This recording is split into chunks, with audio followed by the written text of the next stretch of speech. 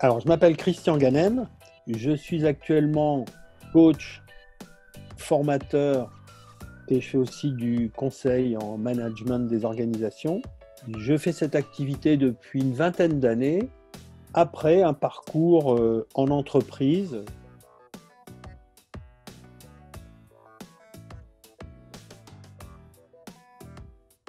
J'interviens sur les formations de coaching individuel et coaching d'équipe.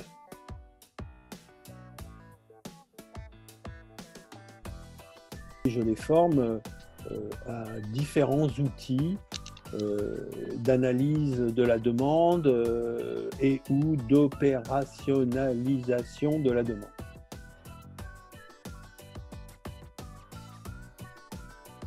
Alors, ma vision du coaching est tout à fait proche, elle est même complètement en phase avec celle de Michael Pichat, donc de CRISIP, c'est-à-dire que ce n'est pas de la psychothérapie, ce n'est pas du conseil, ce n'est pas du tutorat ou du mentorat, c'est un accompagnement personnalisé. Donc tu fais un bout de route avec quelqu'un et tu travailles avec lui sur des apprentissages pour lui permettre de passer d'un état actuel qu'il juge améliorable, insatisfaisant, à un état souhaité, futur, dont il espère qu'il sera plus productif, plus satisfaisant.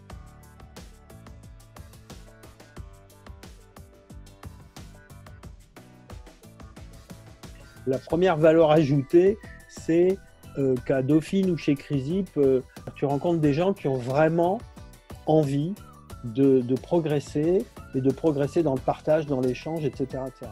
La deuxième valeur ajoutée, c'est évidemment, aussi bien chez Dauphine que chez CRISIP, ce sont deux organismes qui sont en phase avec la recherche internationale. C'est-à-dire que tu es assuré qu'on ne va pas te raconter des choses qui datent d'une époque révolue, même si on fait un peu l'histoire, hein, on fait de l'épistémologie, on fait de l'histoire des sciences, de l'histoire des idées, etc., etc.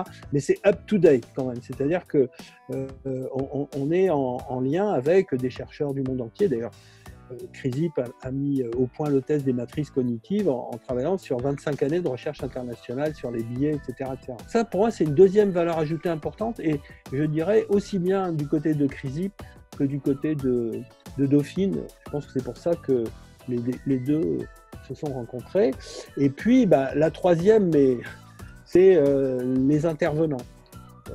Donc, je ne veux pas dire ces intervenants de qualité, parce que tous les intervenants, évidemment, sont de base tous de qualité, mais il y a un choix, une complémentarité entre des chercheurs, des universitaires, des professionnels, et ce qui, à mon avis, relie les uns aux autres pour faire une espèce de bon mélange d'intervenants, c'est un égal intérêt, j'allais presque dire un égal amour de la transmission, de l'accompagnement, de la recherche.